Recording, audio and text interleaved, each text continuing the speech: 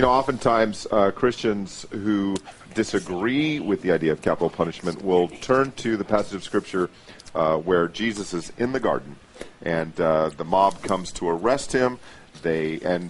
Mark alluded to it. Peter draws out his sword. He lops off the ear of the high priest's slave, the poor guy by the name of Malchus. Jesus says, put your sword back. If you live by the sword, you're going to die by the sword. And they say, aha, that means we should be pacifists. That's not at all what was happening in that scene. Got to look at the context.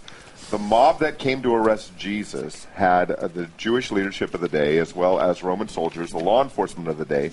They were there to effect an arrest of Jesus. They had the lawful authority to do that. Granted, it was a bogus arrest, but they had the authority to make that arrest. Right.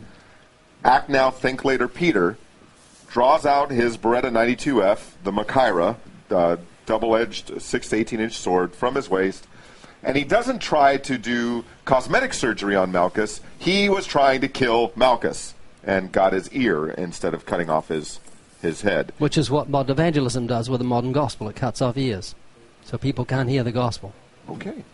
And so Jesus stoops down, he picks up the ear, he miraculously heals Malchus, and then he tells Peter, put away your sword. If you live by the sword, you're going to die by the sword. He wasn't calling Peter to be a pacifist.